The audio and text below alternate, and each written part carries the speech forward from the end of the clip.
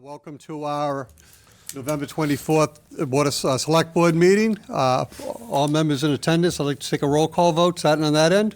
Gary DePalma, present. Lillian Maselli. Take your pick. Yeah. Jacob, you were here. Frank West. So I see all members in attendance. We'd like everyone to please stand for the Pledge of Allegiance. Allegiance to the flag Of the United States of America and to the republic for which it stands, one nation, under God, indivisible, with liberty and justice for all. Thank you, everybody. Okay. So first order of business is to review and sign payroll and bills payable warrants out of session. Is there a motion? So moved.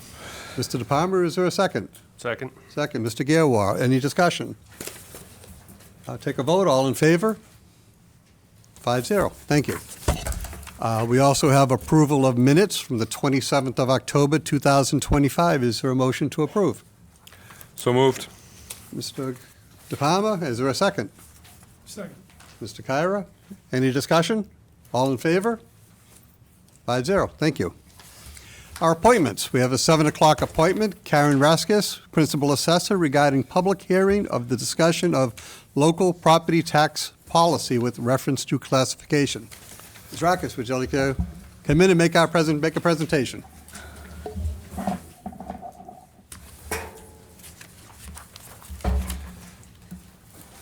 Good evening.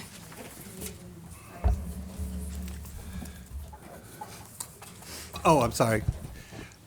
This is a public hearing, so I'd like to make a motion to open the public hearing. So moved. Mr. DePalma, is there a second? Second. Mr. Gerwar, any discussion? All in favor?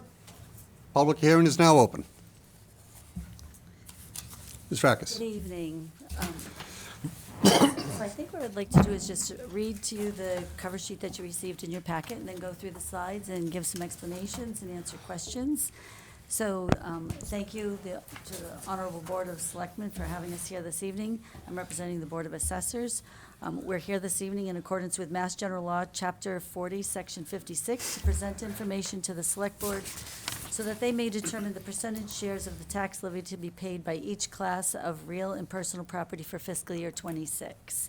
The Select Board must vote on a residential factor, which will determine the percentage of the tax levy to be allocated and paid by the property owners.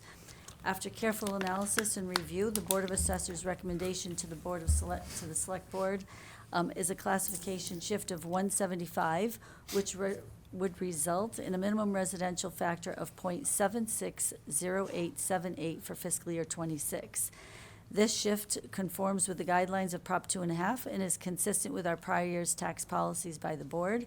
Adoption of this recommendation allows the town to assess and collect an equitable amount of tax from residential, commercial, industrial, and personal property sectors. This year was a revaluation year, in which the town's assessments were analyzed, updated, and extensively reviewed to meet the Commissioner of Revenue standards, and we received final approval by the Department of Revenue. The proposed assessed values were established by analyzing calendar year 2024 sales and income data as of January 1, 2025 assessment date. Our analysis resulted in the average single-family residential value increasing by approximately 8%, while the average commercial industrial value increasing about 4%. These average calculations are simply offered as a guideline. Individual assessments may increase more or less than the imputed average.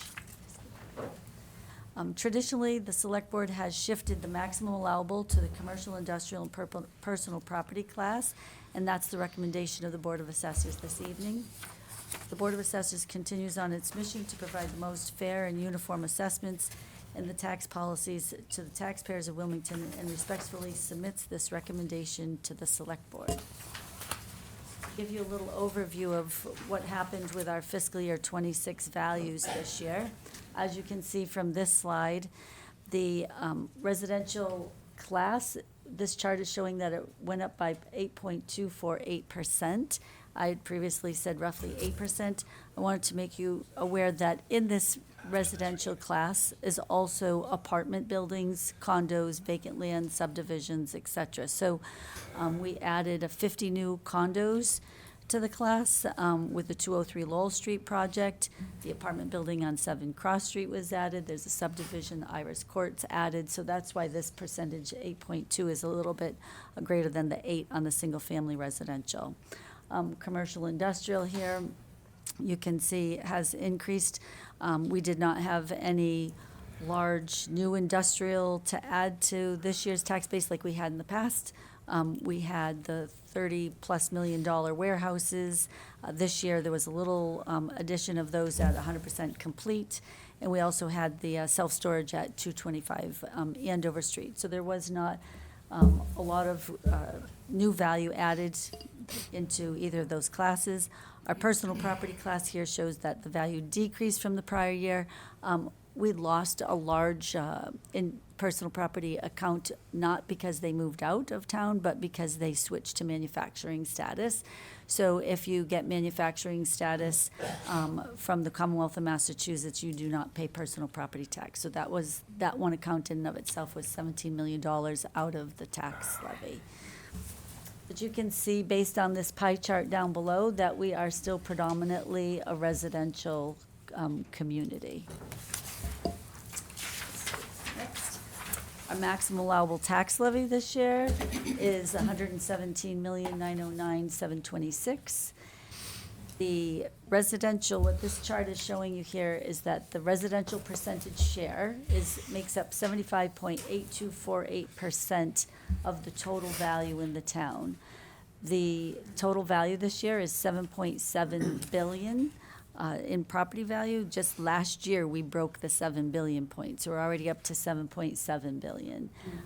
The commercial, industrial, personal class makes up 24.175% of the total value, but the intention of shifting the 175%, the residential would then only pay 57.6935% of the tax levy, and the commercial, industrial, personal class would pay 42.3065%.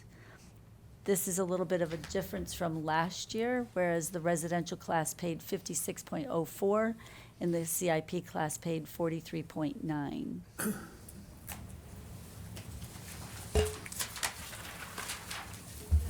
This chart here shows the impact of your vote this evening based upon what residential factor that you select.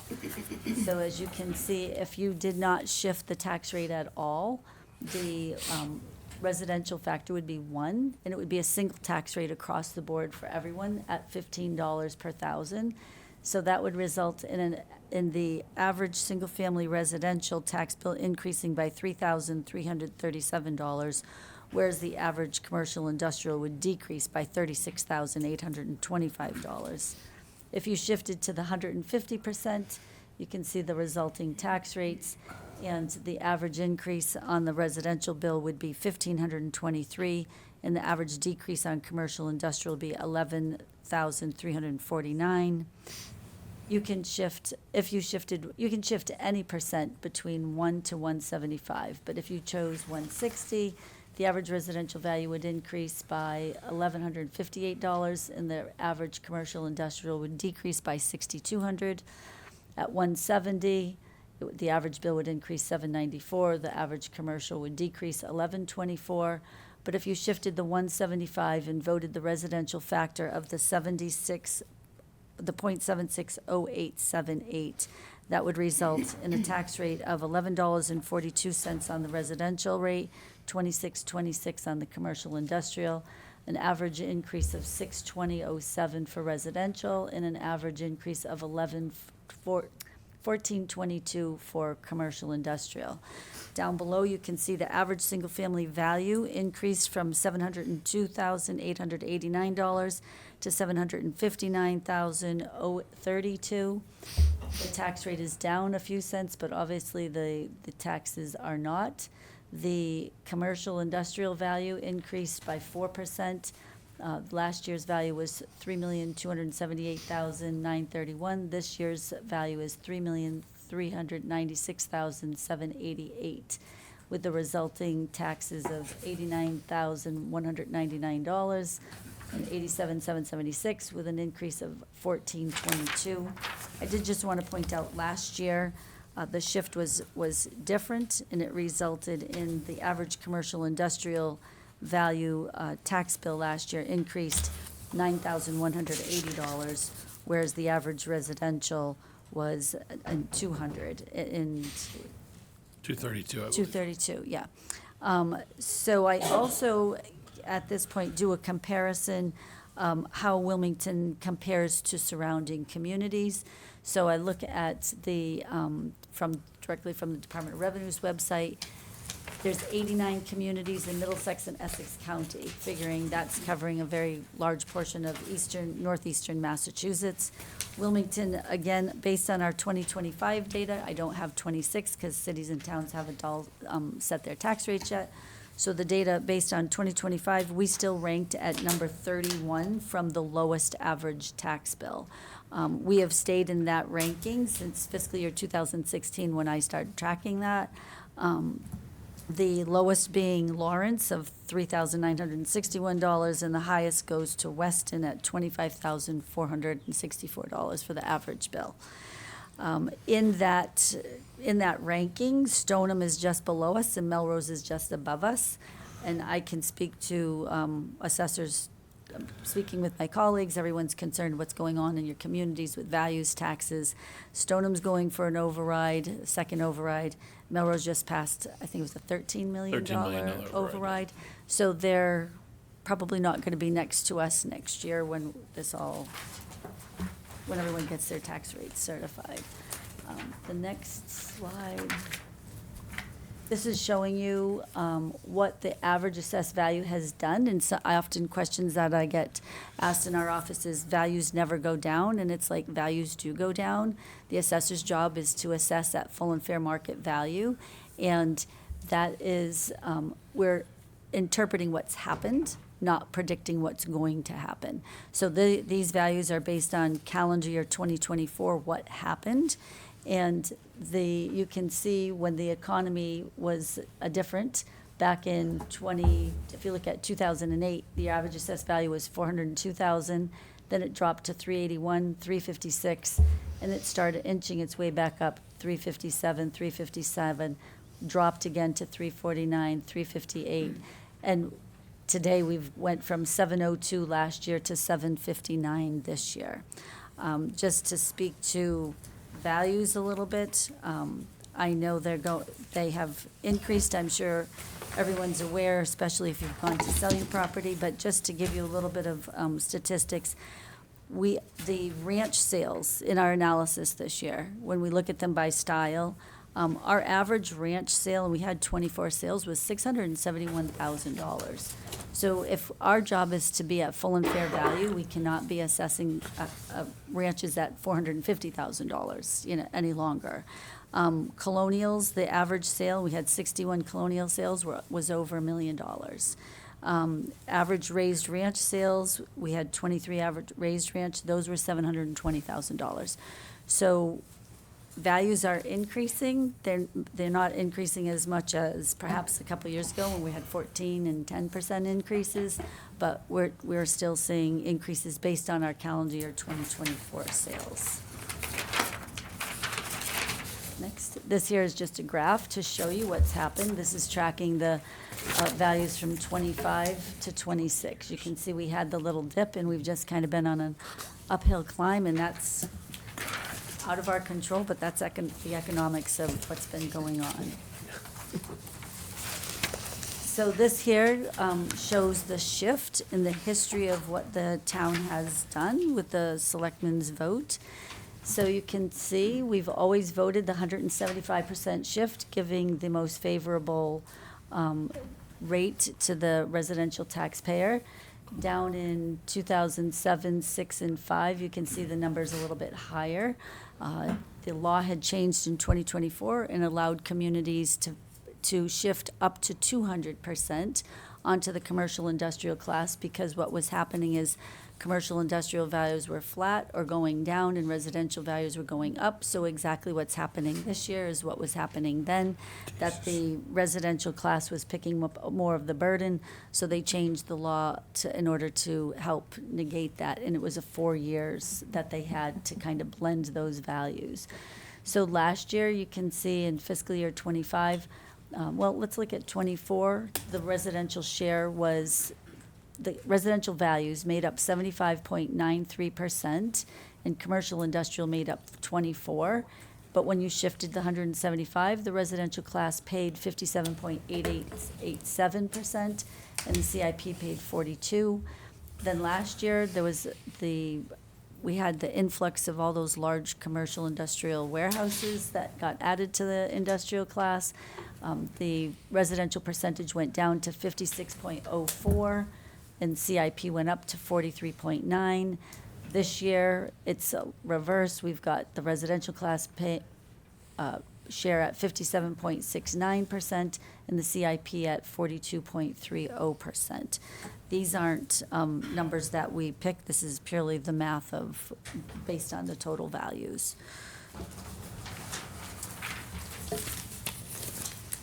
So the Board of Assessors would also like to make the Board of Selectmen aware that these calculations are based on having an excess levy capacity of $1,325,000 this year, which is consistent with what we had last year. Our new growth this year was less too. It was at 2.6 million versus last year's. Let me just look here. So the Wilmington Board of Selectmen this evening should vote a residential tax factor in accordance with Mass General Law, Chapter 40, Section 56, which will determine the percentage share of the local tax levy to be borne by each class of real and personal property. If the board votes the fiscal year '26 residential factor of .760878, resulting in a shift of 175%, this would be the most favorable scenario for the residential taxpayer, and this has traditionally been the recommendation of the Board of that the board has done, and it's the recommendation of the Board of Assessors this evening. The resulting tax rates are estimates, and they will be pending certification from the Department of Revenue after we submit your vote this evening. So with that, I'd open it up to any questions and comments, and thank you. Okay, well, thank you very much, Ms. Radkus. First of all, I'd like to ask questions, if any questions or comments from the board, and certainly the town manager. And then this being a public hearing, we'll then take any comments from the audience. Then afterwards, we'll close the public hearing, have any further discussion, and take a vote. So with that, any member of the board make a comment? I have nothing right now. I'm still digesting it. Okay. Make a comment? Shocking. The taxpayers, $620. I know it's nothing, the values went up, I can't. which is great, right? The value of the house went up 8%. On the But on average, but the taxes going up to $620, which doesn't include, I don't believe, the new school that's going to be coming in 2 years from now, so. So, yeah, there's three things that affect the taxes, really. Would be the assessed value, values increasing, the percentage share. So if values stayed the same and that percentage shift that we were talking about changed, that in of itself increases the residential tax bill. So this year, where they're assuming more of the burden, that's a large part of the increase as well. Yeah, I get concerned sometimes. I mean, this is the right thing to do for the residents in Wilmington. I understand that. And I'm sure my colleagues do as well. We'll probably go with that recommendation from the assessor's office. But I do get concerned with the businesses in town because they're continuously going up higher and higher. And it's been pretty good. We haven't lost any yet.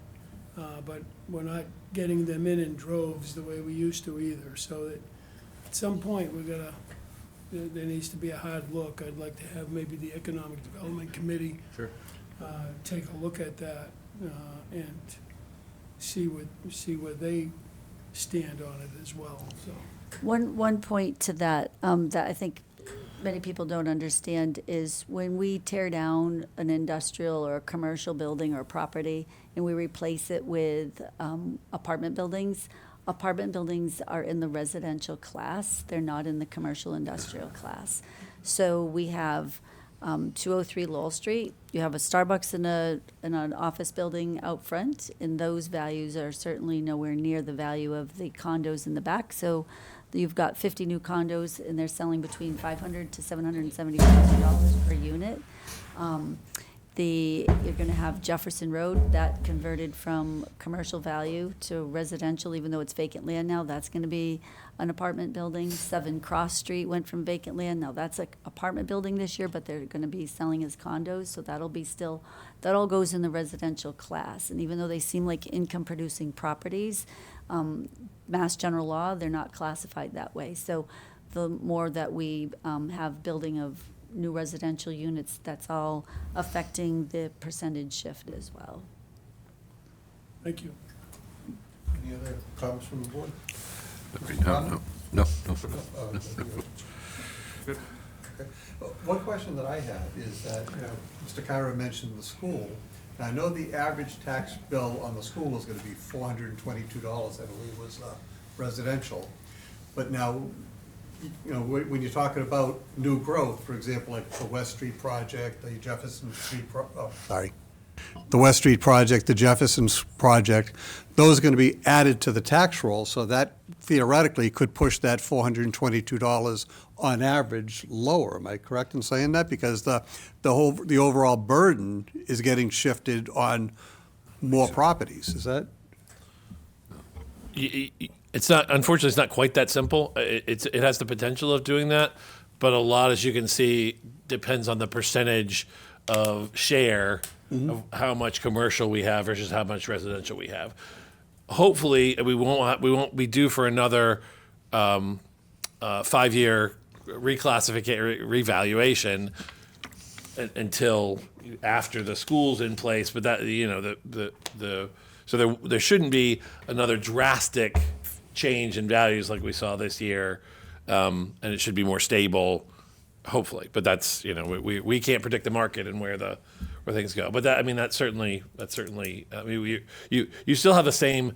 There's going to be the same amount of debt to be divided among the classes, and so that would I'm just thinking the more units, the more that the burden gets shifted, at least a little bit. Even if it's $50 or something like that, just something to offset the. Well, what ends up happening to a certain point is that all that value gets added to the residential class. So it affects the percentage that the residential class makes up of the whole. So we go from 74% to 75%. You're going to go to 76%, and then they pick up more of the pie, even though there are more people to share in the burden. It sometimes doesn't equate to the one-on-one. And the average that we had calculated for the school increase was an estimate, and it was based on the average assessed value. That's not like across the board for everyone. That was based on an average assessment. So if your assessment's higher, that number could be higher. Right, no, I get that. That's why I said the average was the 422, I think was the average figure. Now with that, is there any extra incentives that's like senior or veterans discounts or anything like that? I was just wondering if there's anything that the state is doing or has done that will help offset for, either our senior population, veteran population, disabled. Sure. So the town of we follow the guidelines of Mass General Law. There are many local options that have been passed by the legislation over the years for both exemptions. We have approximately 240 exemptions that we granted last year. Of that, about 30 of them were for the seniors. They have an income and asset requirement that needs to be met, and the amount of the exemption this year, I believe it's $221 and $500. We have veterans exemptions. The remaining of them are veterans with the exemption of a couple tax deferrals, and we have 2 families in town where the spouse was killed in the line of duty as a firefighter, so those are included in there as well. But the rest of the veterans exemptions, if you are a disabled veteran, we encourage you to come to our office. If you have a 10% to 99% disability, it's a $400 exemption. If it's 100% disabled, it's a $1,000 exemption. There is legislation to increase those. Some of them are by a consumer price index. Some of them are up to double. That is not reimbursed by the Commonwealth of Mass. That is something that would come out of the overlay, and so that's money that would be appropriated to it's a vote through town meeting and a process to acknowledge those. We do have the senior work-off program. So this Commonwealth of Massachusetts has the senior discount that they give for the senior circuit breaker, which is greater than any of the ones that we have. But yes, I believe that we should be looking at the possible local options. Again, it's a Right. policy decision based upon the money. It's not free. It has to come from somewhere, so they're not reimbursed for the Commonwealth. No, and I understand that if we're giving somebody a reimbursement of X dollars, that has to get made up from the population. Yep. But, in some cases, like I said, we've got a lot of seniors that are struggling. We got, a lot of families. I mean, not just seniors, but we have a lot of families in town, as you know, are struggling. And, and again, I think we do a lot for as a community, I think we do a lot for people that are struggling. But, the tax bill is one avenue that whatever we could do to help out with, and if there are any other local options or state options, we should be, I think we should be aware of it and trying to implement that as much as possible. So, but thank you for the presentation, and we'll certainly consider the vote. Mr. De Palma. It's times like this that you have to realize you're excited that your home property value has gone up, and not understanding the circumstances with the values increasing, that you are going to pay more taxes. And most of this is not incumbent on, it is incumbent on appraisals. And I know myself personally, I saw what mine was now, and I went, wow, isn't that nice? I'm really going up. And then we come to this, and I go, wow, isn't this lousy? I'm going up. I know there has to be, eventually something has to happen. I know at one time, Standard & Poor's said we didn't have enough $1 million homes to get the AAA rating. Well, we got the $1 million homes, and we got the AAA rating, and it's going to kill us in taxes. So be careful what you ask for. When you get it, it's going to cost. I look at this right now, and I'm looking at, we'll just, $1,000 increase in taxes. This is including the school. I'm on a fixed income. Fortunately, right now, I am going to be able to cover it, but what happens in the future? For seniors, disabled, the country's never been known to help us. And I understand that there's only so much a town or a state can do. But we have to start being more realistic with our appraisal figures. We have to, the general public has to understand that it's not the town saying, we are raising your taxes. It's the increases you're getting in your home values right now. That's all I have to say. I wish we could make it all go away, but we can't. The town does a very good job at managing its money. So let's just hope that the market stabilizes itself, slows down a little maybe, and gives everyone a breather for a little while. Mr. Gilroy, I just wanted to comment, though. I think sometimes people think the total tax levy is driven by your home value, but it's really not. Right? I see you nodding. It's really Prop 2.5. You take last year, you had 2.5 put in new business. So the overall levy, doesn't matter if the home prices all double together. right? Your share in that situation is going to be relatively the same. Now, there's differing factors, right? How it gets split depending on what we just talked about, but it's not your home value in general that's making it more taxes. Just Of course it is. It is making Maybe it. for your personal home compared, but the overall tax levy doesn't matter. If our taxes, if our homes were appraised at what they were last year, So then your tax rate would be higher. Your tax Lower- rate would be because, lower- because. Lower the value. The higher the rate, But Thank- also the shift. yes. So there's three things. What's your budget? Yep. How much is gonna get shifted, and what's your value? So all three come into play. So when I say what's your budget, the tax levy. What's your tax levy? What are you spending? What is your value, and how much are you gonna shift? So the shift changed this year. Yeah. Not in a favorable way. Last year, the commercial people paid a $9,200 increase. This year, it's $1,400. Yep. Because of the shift, and industrial values kind of went a little bit flat. They're not going crazy like they were. I just was speaking with a colleague in a budding community today, and they're seeing the same thing, and their average increase is over almost $200 higher than ours. So it's like not unique to us what's Wow. going on, but again, it's three things. It's the levy, the value, and the shift, and the percentage. Any other, Mr. Manager? No, I just wanted to mention, in response to your question, Mr. Chair, that we will be bringing forward, as we discussed earlier, the stuff from the HEROES Act, the exemptions for the veterans exemptions. We'll be discussing those early in the year with the potential of putting them on the town meeting in the spring.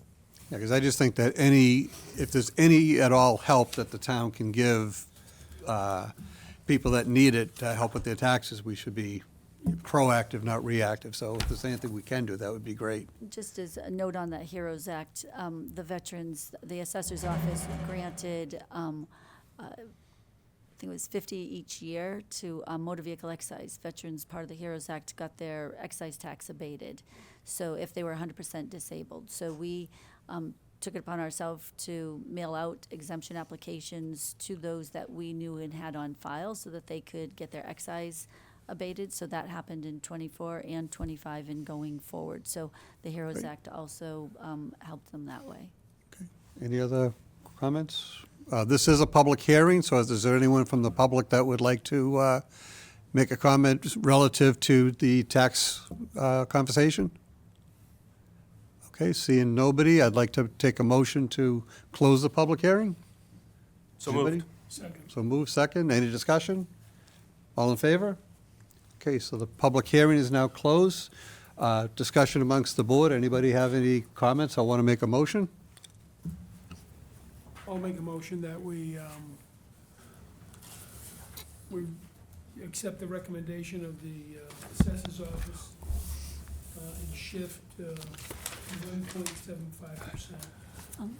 Can that be we have to vote the factor, the residential factor, right Residential here? factor of .760878 fiscal year 2026. Okay. Second. Is there a second? Second. Mr. De Palma, is there any discussion? No discussion? Call for a vote. All in favor of accepting Mr. Kyra's motion?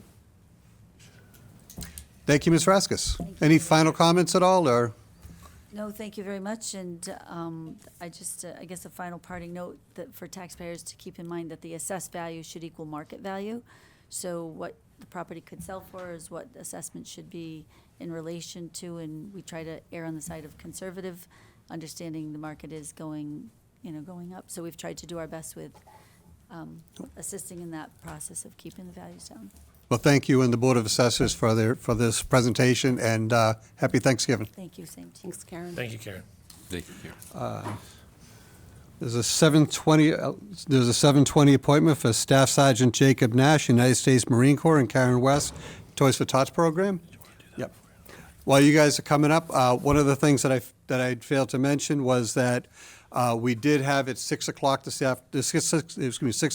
evening, we did have an executive session pursuant to General Law, Chapter 30A, Section 25A7, to comply with or act under the authority of any general or special law or federal grant in aid requirements for the purpose of reviewing and considering release of executive session minutes from February 10th, 2020, March 8th, 2021, June 18th, 2025, and June 23rd, 2025, and to review town council opinions for release in accordance with General Law, Chapter 30A, Section 22A3 and 7, to comply with the requirements of the open meeting law. So I just wanted to, I should have said that at the beginning of the meeting, so my apologies on that.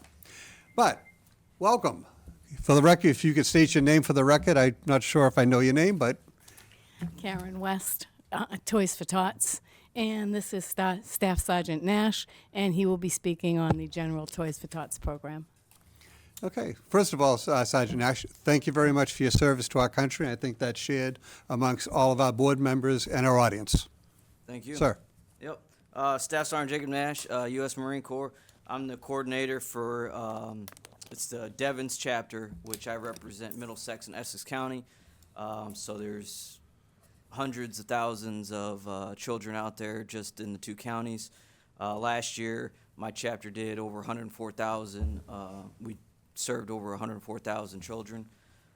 This year, the requests keep coming in, and so I just wanted to come out here and thank the town of Wilmington for participating this year and last year. I was involved last year. So I just have a Commander's Award, and it's the U.S. Marine Corps Reserve is proud to recognize the town of Wilmington for outstanding support of the Middlesex and Essex Counties Marine Toys for Tots program. Again, this is signed by the Marine Corps Reserve General Commander, and then signed by myself, the coordinator. Again, I mean, you know, you two have done a great job at getting businesses in the town of Wilmington to participate. I think last year you probably did anywhere from 5,000 to 10,000 toys, which directly went to children. I mean, it's that alone coming from one town, right, is huge when we know that there's like almost 90 towns. It's very much appreciated. And, that allows me to approve these requests for families versus disapproving because we don't have enough toys to serve them. So that's about all I have. She's going to go through some of the businesses, and that's another, obviously, appreciation that I have is the businesses that do participate. I know it's obviously taxing to do a lot of different things and participate in such a program when they're trying to run their business, especially during the holiday season. So if you want to go through some of those businesses Okay. and say a thank you to them. Yeah. Well, first, I'd like to thank the general public for donating those toys, because if we didn't have you, there'd be no reason for Frank or I to put a single box out or a single Marine to pick up a single toy. So I'd like to thank everybody in the town of Wilmington, all the businesses in the town of Wilmington, anybody who drops a toy in a toy box in Wilmington or outside of Wilmington. The need is great. This year, our final pickup date will be December 12th. We do have our name and number on the boxes. If you happen to have a large donation that you would end up filling a box with or halfway, give us a call. We have no problem meeting you and picking those toys up from you. Just a quick list of, these are just the public donation sites, never mind the businesses that are out there doing this. We have the American Legion Post 136 on Bay Street. We have Metro of Wilmington, Wilmington Housing Authority, our wonderful Wilmington Town Hall, who has a full box right now, the FedEx Ground, Jim Street USA, Slate Beauty Lounge, Lapels Laundry, Advanced Auto, Citizens Bank, Market Basket, Wilmington Dance Academy, All Floors, Firestone, The Dance Company, Reading Cooperative Bank, Planet Fitness, Wilmington Senior Center, Willowbrook Rehab, Academy of Traditional Karate, Analog Devices, Winchester Family Medical, WCTV, Cubby Oil, and Watson Marlowe. I would like to thank all of these businesses for so graciously allowing us to put a box in their business so that people could donate. Okay, is there any, one thing, if I may, one entity that was not mentioned, that I'd like to mention only because he's here, is Mr. Clint has done a fabulous job with Troop 56, and over the past several years has had a shopping day at Target. So I'd like to publicly thank, I know Mr. Clint isn't here for that, but he's here to actually talk to Sergeant Nash about doing something this year, but I just wanted to recognize his efforts and the youth of our community, especially, like in this case, Troop 56, but, Yes, I was going Sorry. to ask him if he wanted to come and say something. so thank He you to was both. last on my list. So at this time, I'd like to Well- present, go ahead. Sorry, is there any comments from the board? Anybody, our town manager, anybody wants to make any type of a comment? Just congratulations. It's an amazing event every year. I don't think there's anyone that doesn't know about it. And I just encourage everyone to help as much as you can. Ms. Maselli? Yes, thank you for your service, and thank you again for organizing. Are there specific items that are more in need than other things? I mean, I know you'll take any, type of toys, but is there a specific age range or toy that you're looking for in particular this year? Yeah, good question. So this chapter we do 0 to 12 years old, and we often have a great request for the 6 to 8 and 9 to 12 age groups. Okay. So those older kids, we definitely get a lot of requests for those. Thank you. That's Absolutely. helpful. And new unwrapped toys. I know that's probably been said a lot, but new unwrapped toys, no gift cards. We do accept cash donations. There should be QR codes on a lot of the boxes. They can also go to the website and donate on there as well. Thank you. Absolutely. Thank you. And they can request on the website as well, correct? Yeah. So those that do need toys, you would go to the website, go to request a toy, and just fill out. There's a family application, and then there's an organization for nonprofits, churches, etc. Amazing program. So thank you for all your hard work on it. Thank you. Thank you for your service, Staff Sergeant Ash. Karen, thank you, and Frank, thank you for what you do in the community and in supporting the Toys for Tots program and providing needed toys to young boys and girls in a time of, that's supposed to be joyous for everybody, right? Well, I will say it's been 29 glorious years of doing this and 29 glorious years of the public not failing us. So I thank you so much. Nice, thank you.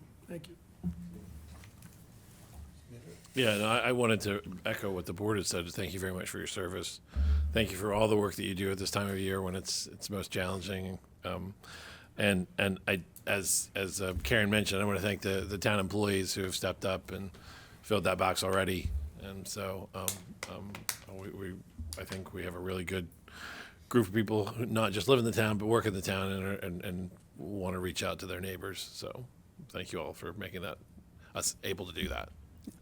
This is just another example of the type of community that we have here in Wilmington. I mean, a few weeks ago, we were talking with the federal employees being on furlough. We were talking about, the town employees did a food drive for anybody that needed food, not just the furloughed employees, but anybody that needs food. And there's always donation boxes or pantries or some sort of collection for something around town. So it's always great, that this town always steps up. So, and on a personal opinion, I've enjoyed doing the program with you, Karen, obviously, and we'll continue to do it. So, and Sergeant Nash, thank you for your leadership on the program. So much appreciated.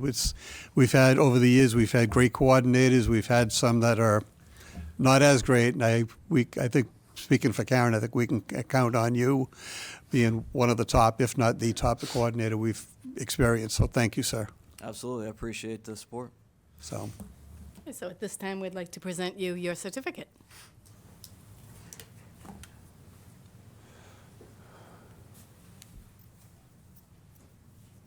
Thank you. thank you, sir. Appreciate it. And this will go, if you can see, there's Oh, yes. Oh, thank you. Thank you. It'll be in there good you go. company, so. Token of the Thank you. appreciation. Karen, careful. I was saying, Yeah. Karen, be careful. I didn't want you to trip. Oh. Flyers, reach out to grab people. Have a nice trip. See you in the fall. Yeah, no. Okay, well, thank you both very much. You're welcome to stay for the meeting. You're welcome to leave as well, so whichever your pleasure. Moving on, we have communications, Mr. Manager. Yes, Mr. Chair. So the first is a communication from Charles River Laboratories. Pursuant to applicable state and federal law, Charles River Laboratories informed the town that they determined they were going to partially cease operations at their Wilmington site at 251 Ballardvale Street. That site has Notobiotics Foundation and humanized models. They expect to transfer those to an alternate sites. There's a list of the employees that will be affected. They were all eligible to apply for and be considered for any new or open positions. This was provided pursuant to the applicable statutes. As an aside, we do know that there have been proposals for the redevelopment of that site. They're planning on selling off a portion of that site, so it does look like hopefully a redevelopment will be forthcoming. Thank you. The second communication we have is from Xfinity. So this is Comcast right to continue carrying channels owned by Versant on legacy video tiers expires on January 8th. So let's see. CNBC, MSNBC will no longer be included in legacy video tiers. They'll still be available with popular TV, the sports and news genre pack, and the entertainment genre pack. So that's a piece. If you have any questions, review your bill, or you can check online. We also had another notification from Xfinity regarding price changes.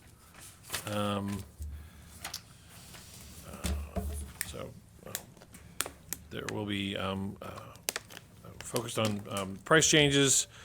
As they continue to invest in their network, they're going to absorb some of the costs, but they will be making price changes with certain fees. There is a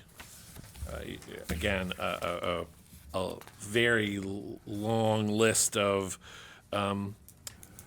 if you know which package you have, and I know lots of us don't, but if you remember what package you're signed up for with Xfinity, you can look in your mail, and they show the increased pricing for those packages. If you have any questions, you can give them a call.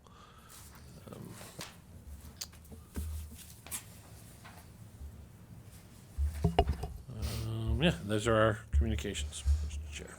Okay, so now we have a Board to consider. board to consider joining the Lowell Regional Transit Authority, and I see there's several members of the authority here. Would you like to step forward? I know we had a discussion at our last meeting. Unfortunately, Ms. Maselli was not here, so what we did was we tabled a vote, so it, I watched. okay, but I wanted to know if anybody, any of the board members had any questions, and certainly Ms. Maselli, where you were absent, No. I'd like to make sure that you had opportunity. No, thank you. I did watch, and I reviewed the packet, and I think it's great. So I'm absolutely in favor of it. Just for the record, could you guys introduce yourselves, please? Sure. Thank you, gentlemen. Thank you, Chairman West and members of the Select Committee and Mr. Manager for having us back. You've had a heavy night of conversation here, so thank you for taking the time and having us back. My name's Dave Bradley. I'm the administrator over at the Lowell Regional Transit Authority. And I am Justin Howard. I'm Director of Transit Operations and Planning at the LRTA. Mark Kratman, I'm on the Board of Directors of the LRTA as the Tewksbury representative, President of the Chamber of Commerce for Wilmington, Tewksbury, and Chair of the Select Board of Tewksbury. Okay, thank you, gentlemen. I guess first, real quick, are there any brief comments that you'd like to make relative to this that either weren't discussed or that you'd like to just put out there? Well, after- Understanding you made a wonderful presentation. Yeah, sure. Well, just after listening to what we've been talking about, or what you've been talking about all night, there's been a couple points that are tied to economic development in your senior population. And I think one of the big things that the authority could bring to your community is help in those two areas. You've got a great senior center that's right on one of our existing routes, and we've met with Terry over there and had a lot of good conversations, and it seems like there are a lot of positives that could come out of our service, and helping with the economic development piece too. We feel like we could help there as well. And we were down there last week with a vehicle to meet with several people at the senior center. Oh, great. Well received. Is there any questions from the board at all? Mr. De Palma? Just got one question. What would be your timeline to start the program? If there's a vote tonight, I would bring it back to our advisory board at the end of January, and we would look to start the service on July 1st of '26. So the beginning of the new fiscal year. Thank you. Any other comments from the board members? One question that I had is that I know, people are going to be picked up, for example, at the senior center and at different routes along the way. I'm assuming that, for example, at the senior center, that if, let's say there's a senior that needs to get to Burlington to Leahy Health, that they may drive to Wilmington, park their car at the senior center. Has that been discussed as far, where I'm going is that I just don't want to have, for us to be responsible for parking along the route. It's one thing, to be opinion, is if there's at the senior center, like a senior's going, hey, I'll drive to the senior center, put my car away and back or something, and then take the bus to Leahy and back, and then drive my car home. But I just don't want us, be in the parking lot center of Wilmington. I don't know if you've thought of that at all. Actually, when I was at the senior center this past week, Terry and we spoke about that. And one of the things that she said is, although some of the seniors may not be comfortable driving all the way into Burlington in the traffic, she said the same thing, that a lot of the seniors she could see parking at the senior center and either hopping on our Route 12, which is right out in front of the senior center, or hopping in the senior van and taking that transport down to the Wilmington station. Yeah, but along the route, as far as, the different areas along the route, there won't be, quote, public parking. Somehow people will have to get to that spot to be picked up. And we expect a lot of residents along the way to, if it's along our route, to simply flag the bus down. And if you're in a safe location, our buses will stop. And, but, we are not looking to put anybody in the parking business. But, Right. I think your senior center is a great location, especially where it's on one of our existing routes. And you have great usage at that senior center. Okay. Very quick Oh, one. Mr. Grotman, sure. As we discussed at our last meeting, this is gonna be a partnership of what's going on. Not only the senior center, we're gonna have businesses, people looking for employees. We've had conversations with kids going to the mall, how we're gonna get there. So we're gonna have to share communications. So once this, if it gets approved, hoping it does, then what we'll do is we'll work with, like I had a discussion with Mr. Bradley on the way in here about, okay, if we put it at the senior center, how are we gonna handicap accessibility, if we need a crosswalk there, if we need to do that. So it's gonna be conversations, if this gets passed, it's, like we talked about the routes, where you would like the bus stops to go.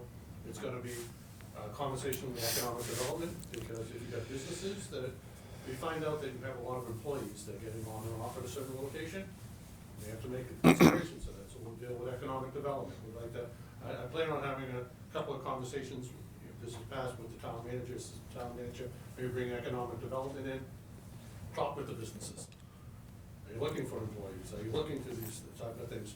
Do you need accessibility? So if we happen to put bus stops in certain locations, is there handicap accessibility there? If not, can we work with the town and the DPW? If it's on town streets, if it's on 38, we can work with Mass DOT and ask for, additional curb cuts or whatever it may be to make sure it's safe, it's well lit, and those kinds of things are going on. So it's definitely gonna be some conversations, and we have some time between now and July, but if it gets gets approved, then we can start doing that legwork, knowing what you need, how you're gonna need it, and just making it seamless of what you're looking for. And you can always adjust it. It's really up to you. Mr. Chair? There's Mr. one Bum. question I didn't ask you. But Yeah, go ahead. What would the hours be of, I forgot what, 7 to 7. 7 to 7? And I know you said, I think you said every half-hour run or so. Yeah. Thank you. Okay, any other comments from the board? I'd like to entertain a motion. Would somebody make a motion to consider join the Lowell Regional Transit Authority? So moved? Mr. De Palma, is there a second? Second. Second, Mr. Gerwa, is there any discussion? All in favor? 5-0. Thank you, gentlemen, for again, and you in the back, sir, for coming back here today. And again, to Mr. Kratman, being the chair of the Tewksbury Committee, kind of bringing your experiences in Tewksbury here to Wilmington. So thank you, with this project. So thank you very much. I'm the president of Chamber for Lowell Town, so it works with the businesses. And it's gonna be something that's gonna be beneficial, all of us, I think. We'll have a little bit more increased usage, and the service is not gonna be just in Wilmington. Once people realize how much they can use this, I think it's gonna be very beneficial to the community. Thank you again, gentlemen. Thank you. And happy Thank you. Thanksgiving. Ready for number 7? Okay, board to consider number 7, accepting gifts on behalf of the Department of Veteran Services made in memory of Mr. Richard Carlson from Robert A. Draham, Leslie A. Schuler, Kathy R. Bort, and Patricia L. McDonald. These gifts total $150. Is there a motion to accept these gifts on behalf of the Veteran Services? So moved. Is there a second? Second. Second? Any discussion? All in favor? Thank you. Board to consider the request of Ann Murray to place a Heroes Christmas tree in Town Hall during the month of December 2025. I believe that we've had a similar tree there for the past at least 3-ish years. I know it was there last year. Yes. So moved. It was the first one? Second? No, I was here Okay, last year, so I know yeah. it was there. Motion, I'm sorry. Ms. Second. Baselli, Motion, second, second. Mr. De Palma. Any discussion? All in favor? Thank you. Board to consider request from Ms. Diane D. Gregorio, Wilmington Community Fund, to use the municipal parking lot on Middlesex Ave on Saturday, September 12th, 2026, from 9 to 12 a.m., 9 a.m. to 12 p.m. So moved. And that use is for A shredding day. Shredding day. Shredding Day. Is there any, sorry, Mr. De Palma, I think you had made a motion? Is there a second? Yeah, I made a motion. Second. Second? Any discussion? All in Yeah, favor? no, Oh, I'm sorry.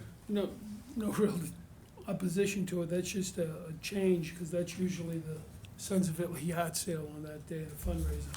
So I don't know why they changed their shredding day, but Is that, no, I mean, they put a request in. okay. All right, so all in favor? Okay. Board to consider request of Select Board Member Garewa to change the meeting date from the second and fourth Monday to the second and fourth Tuesday. And I think you were saying starting in January. Mr. Garewa, would you like to Or as discuss? soon as practically possible. Well, for those that weren't on my email, I just think, I've looked at a bunch of different towns. It's a very popular day. Tewksbury's on Tuesday, Reading, Woburn City Council, stuff like that. So people around us. But for me, there's already been 2 times in the short time I've been on the board where we've had members have to miss meetings because they were coming back on Mondays, long weekends, especially the summer. And both times the board members would have made the Tuesday meeting if it had been on Tuesday. So I just think there's less likelihood for people to be missing. I think it's better because it aligns with the town hall being open till at least 7 if we need anybody on town hall, or it's, exec session, town manager's already here. Obviously, you don't get to adjust to Monday holiday schedules because you're already on Tuesday. And I think it's a little better for at least us that work full-time, a little selfishly, from a work balance. On Mondays are pretty brutal. I know, Will, you feel the same way in coming in. So that was something I just brought up, as you guys know, after I started. Just thought it made more logistical sense, personally. Any further discussion? Yeah, Mr. Chair, I wasn't gonna mention this, Jacob, but you mentioned email. And I wasn't gonna bring it up in public, but since you brought up the word email in public, you need to, it could cause an open meeting I violation. checked before I sent it. I don't know who you checked with, but I checked with town council, and they said that it would cause an open meeting violation. And he said not to bring it up tonight unless it's mentioned, and you mentioned it, so I just want to make you aware of that issue. I ran for this office, I've been here for 10 years now, and I put my Mondays aside. And my Tuesdays, I don't know how readily available I'll be on a Tuesday. I'm in favor of keeping the Monday date. I understand that there may be a conflict once a year on a Monday that we have to move to a Tuesday. I'm aware of that. If the reasoning is because we work until 7 o'clock on Tuesdays, I would like the town manager and the assistant town manager to work until 7 o'clock on Tuesday. And then the meetings could start at 7:30 or 8 o'clock, especially if we have executive sessions. I wouldn't want to cut into their workday on a Tuesday. But as for Mondays, that's my availability. Tuesdays, I'm not so sure. I have other commitments throughout the year. So I would vote to keep it on a Monday. Okay. Ms. Pacelli, Mr. Palmer, any comments? I have no objections. Of course, my Mondays aren't busy. I'm retired. But I would have no objections if it was changed over to Tuesdays. I like the idea. Mondays for me personally are difficult just with my work schedule, but I mean, obviously I, make it work. I think it makes sense with the way it was laid out, but, I think it avoids a lot of the Monday issues, whatever the board thinks, but I'm in favor of it. I actually have a commitment the second Tuesday of the month. So, for another committee that I've been a longstanding member of, and that's Tuesday at 7 o'clock, so it's, I'm kind of with Mr. Kyra, with due respect, I understand both avenues, but I think, I would like to keep it on Mondays at least until the end of the year or so, and I don't know if my Tuesday commitment turns into a Wednesday, but it's a standing committee that I've been a member of for about 10 years now, so it's just, it wouldn't be up to me to change that date. It would be the committee would have to change that date, but if the board wanted to vote in favor of this, I would probably have to drop off the committee or make other arrangements to be on that, but, I mean, I think what Mr. Kyra said about, we understand that, that Mondays can be a tough day for somebody, but it's the day that's, when I was on the board before in 2003 to 2005, it was Mondays, and I know during Mr. Kyra's tenure and during everybody's tenure here, it's been on a Monday, so. But I'm just throwing my into it. Yeah, my only comment is I was just trying to get it on there for a discussion to see, because Yeah. I didn't know everyone's schedules, right? So if we have two people with conflicts, we have two people with conflicts. So I'd pull that request, or I won't make a motion No, on it's it, I'll good- put it that way. Good discussion to have, because we didn't know, obviously. Yeah, and Well, again, didn't I know. We could, didn't have a discussion about it, but. on my end, if I hear any change to this committee, that, because I know there had been talk of making one Tuesday, one Wednesday, going back and forth that way, but I don't know. We'll just punt on it for now.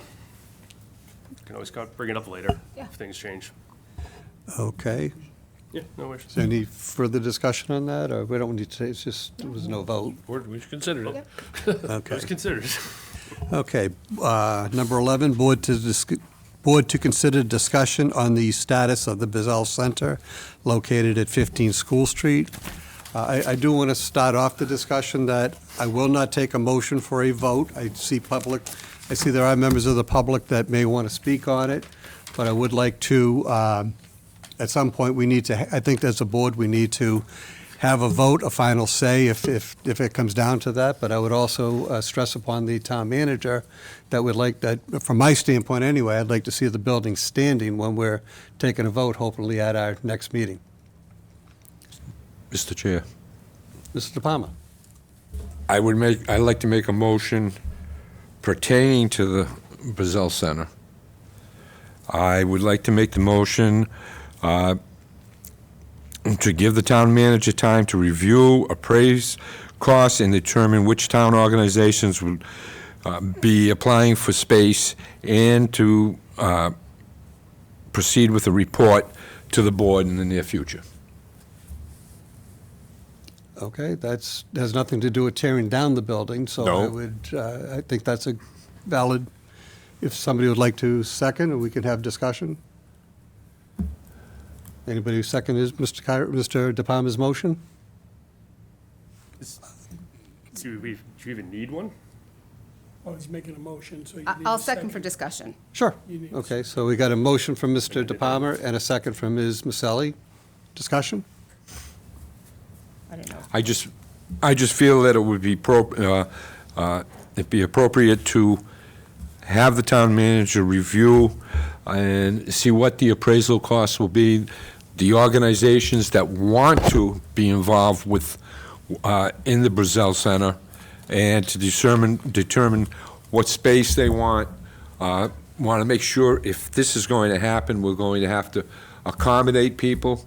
If this is going to happen, excuse me, I don't want any group to feel that they were short because they didn't have the space they were looking for.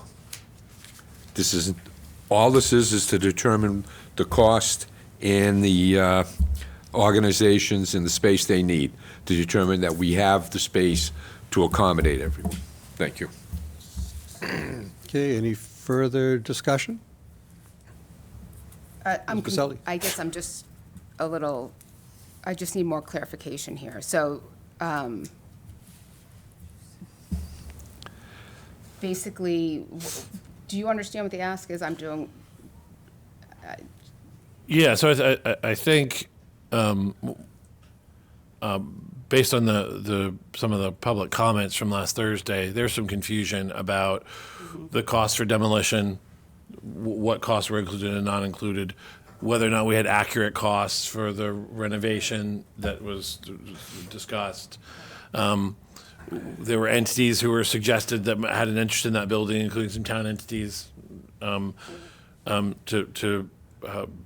evaluate what kind of interest they actually had in the building and for what specific uses, and whether we had alternate spaces, and also whether we had alternate spaces for some of the proposals, and whether we had a kind of a plan for moving forward with some alternate spaces. that was, if I may, Mr. Chair, that's what I was actually gonna say. If we move, this is a good suggestion, I understand now, but, if you can Include bring all that of that. up, include all the alternate spaces, because I think, there may be other spaces that are coming up that would accommodate multiple groups as opposed to one building accommodating one, and it might be the more fiscally responsible thing to do at the end of the day, which, if you pull numbers and all that stuff, I think it goes to say that, there's, the committee put out a comprehensive report, which was great. Decisions were made or whatever, but if people, didn't see things or didn't hear or didn't attend, let's get that information out, and then we can, circle back and make, a determination. But I don't think, as far as just going on the chair's comment, I don't, even though I'm not for keeping it, I would not want to see that torn down before, anything like this that we're suggesting to be done. So, I don't see this building coming down, in a shady way, so I don't expect that to happen, whether it happens, anyway. So that, and I think, does that make sense? So what would be asking for would be a report from me to clarify the numbers that seem to be confused at the special town meeting about the costs associated with either demolition or renovation, and to check with folks to see what kind of, there were multiple town departments that had come forward and said, hey, we are interested in that building. What do they need it for? Are there alternate spaces? And there was a kind of at least one person spoke about wanting to hear if there was a plan to kind of move forward and provide some of these spaces for some of these groups, and if if we can come forward with a kind of a more comprehensive, holistic plan than approaching this as a one-off. And Mr. Chair, if I may add, I think it's important to note, because people keep bringing up WCTV. I think it's important to note that they're not interested in any of these buildings. I think it's also to be noted, if you're going to be doing this too, I think we also have to, it's going to be a different cost association potentially for different groups. And I think that's going to be important to note, because something that might cause, and I'm making up the number here, whatever, $800,000 for one group, to outfit a building for a certain group, it's going to be, done. Right. So just to keep that into consideration, that it's not a one-size-fits-all, potentially. And I know that Ms. Buzzell had said the building obviously would not be. We wouldn't take any steps towards demolition of the building while this report was being evaluated. Yeah. Well, I was about to say, you might want to amend your motion to say that, because otherwise I'm like, what are you really trying to do? It's like you're trying to delay or postpone a vote on it again until we gather all this other information, and you want to make sure the building is up during that time period. So shouldn't your motion explicitly say that? If that's your intent? Yeah, if you want to add that to it, that's fine. Can I amend that to, in the building? I don't know. I To didn't me, think like, there'd that's be a- something more clear. You're saying we're keeping it up till we gather this information, then we're going to vote on it again, and then it is what it is. But it's your motion. I'm just No, saying that. you want to put on that motion that the building doesn't come down Until this report. until there's, and So I'm just- any I know you're- review of this building will not occur until the town manager presents the cost estimates, the number of groups that want to have part of the building, and that the building nothing can be done on the building until after we have this report to make a determination on what to do. The town has spoken, and I don't believe that anything should be done until we know exactly the actual cost to it. Okay, any other comments? Mr. Kyrie, you look like you're pondering. Perplexed here, but, so are you reviewing just town departments? That's what it sounds like. Because, yeah, I'm wondering, or are you? Or any organization that wants to. But I don't know how you're gonna do that. That's it. Unless you send Yeah. out a request for proposal and put something explicit together. Yep. And find out if there are interested parties out there that can run the building, maintain the building, and fix the building. Yep. So you need to put something out there for a request for proposal to see if there are outside entities that are interested in it. Yeah, I thought we were talking about Town this. I would departments, just- town Our town. departments wouldn't need to do that. Well, I- I'm not talking about organizations in a Yeah, whole or groups. I think it would be premature to do that until there's a determination about the town use. Because if there's a town use, That's, yes, I absolutely so maybe this is a agree with two-phase process, and Yeah. I can do the town and then report back. Because my understanding, the reuse committee did a fabulous job at it. They came up with the issues and expenses, right? That you mentioned that you need to look into. Didn't they come up with like a 1 point? Well, there's been questions on what they've done with their Yeah, there were financial some questions proposals. about the accuracy and the validity, and whether that included everything at the meeting on Thursday. And whether that included everything that was needed. So for instance, there was no hazardous material abatement in that list. That wasn't a part of what they did.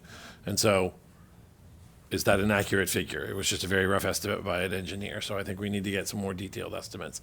And we need to make a determination as to what these uses are, as Mr. Selly said, because, the use by, I'm just making this up, the rec department for storage is very different than the use by a group that's going to make active use of it and need a commercial kitchen.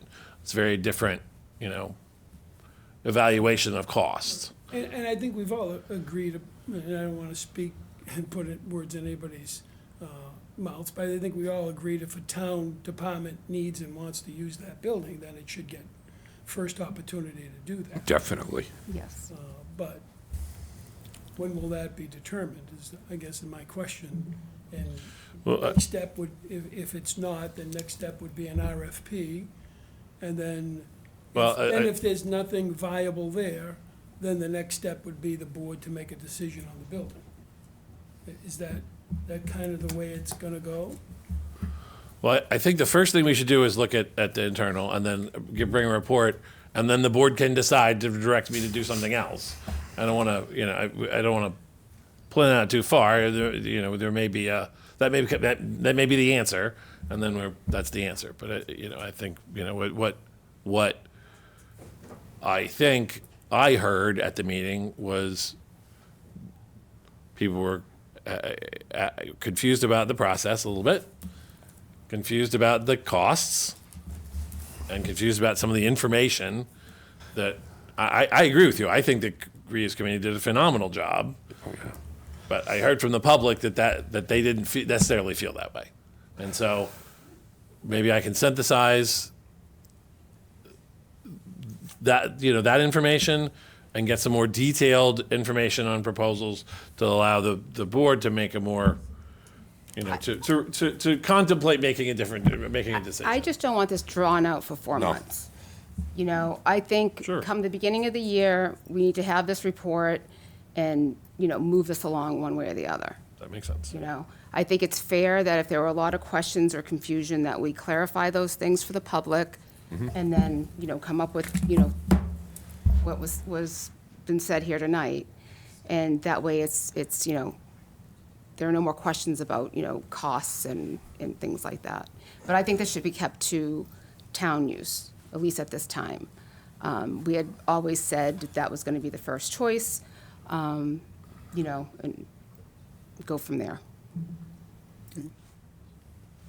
I'm just curious, Ms. Pacelli, when you said that WCTV was no longer interested, I was just curious, was that a conversation that you had with WC? Because I had talked to Sam, and they said they were very interested in the building, so I don't know Well, if there's... that's not my understanding of it.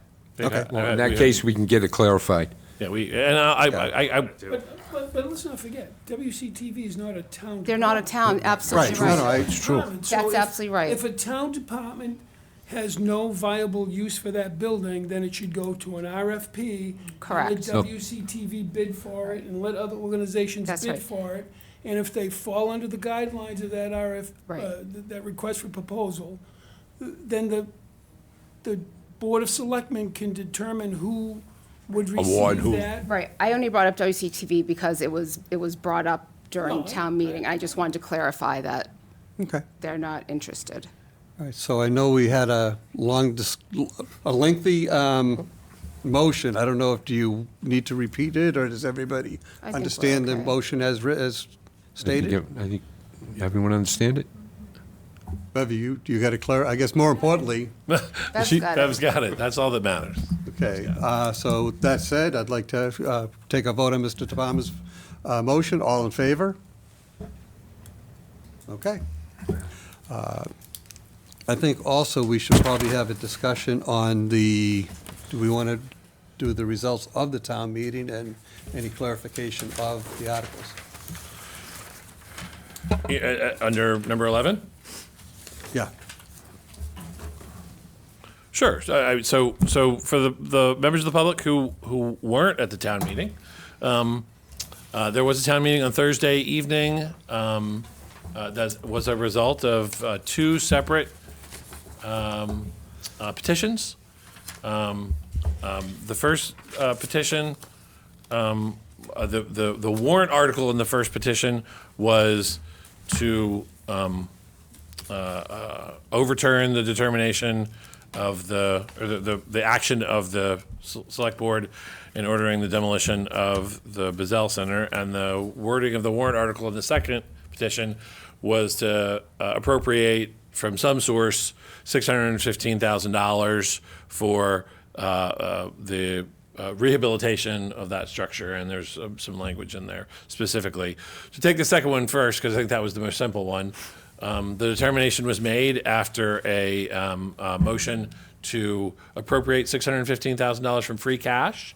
And after some discussion, that motion was approved to appropriate $615,000 from free cash for the renovation. It's very specific in the motion on what that money can be used for, but it's the renovation to meet certain requirements and code requirements of the Buzzell Senior Center. The first warrant article was a little bit more challenging because the motion did not read as the warrant article read. The motion read had some changed language, and I don't have it in front of me. I apologize. I didn't realize we were going to be getting to that as part of this, but I'm sure Suzanne probably has it on her. But do I have it memorized? No. Rob does. Well, you can someone can correct me if I get it horribly wrong. Just save us all the trouble. Do you want him to read the actual motion? Any objection from the board? I think Mr. because Buzzell? the language of it was changed, it would be helpful to have it specifically. So, And this is not part of public comments. This is on our, Okay, I'm just Rob Fasulo, 28 Marjorie Road. To see if the town will exercise their legislative authority and vote pursuant to Section 12F of the Wilmington Inhabitant Bylaws to otherwise direct, quote, the town manager not to demolish the former Buzzell Senior Center located at 15 School Street, overriding the action of the Wilmington Select Board taken on September 22nd, 2025, authorizing the demolition of the former Buzzell Senior Center, Buzzell School, and to prohibit the expenditure of any funds for the purpose of demolishing said building unless otherwise directed by the legislative authority of town meeting. so that was the motion as opposed to the warrant article. The motion on the first item. The moderator, within his authority, ruled that motion was within the scope of the warrant, and that passed at town meeting. To the extent that there were questions about the effect of those two warrant articles, town council had opined prior to the town meeting that the first warrant article was advisory and not and not mandatory, and that the second warrant article was at the purpose of the town meeting to appropriate those funds. And after the change in Article number 1, he reiterated that determination that Article 1 was advisory and not mandatory, and the second article, the appropriation, was in the scope of town meeting. So that was the result, and I think we spent an hour and a half, 2 hours there, and then I think there was the 215 people voted on the first warrant article, I believe, somewhere in that realm. So those were the results of that town meeting. okay. Public comments. Anybody from the public want to hear? And we're limiting public comments to 5 minutes. So if anybody comes to the microphone, if they could state their name and address for the record, and continue. Suzanne Sullivan, 60 Lawrence Street. We strongly disagree that that's advisory, Article 1. And honestly, I'm not 100% sure what's going on in this town. But it seems really odd to me that we have our town council advising the board to pretty much negate the Town Managers Act. We asked for that opinion, town council's how we opined on these issues, and we were not given those opinions. I assume that in executive session that you voted to release that particular opinion to the public because you lost the appeal on the state level when you wouldn't give it to us and we appealed to the state. Is that true? Is that one of the decisions that you voted to release? Okay, would you like me to respond? Yeah.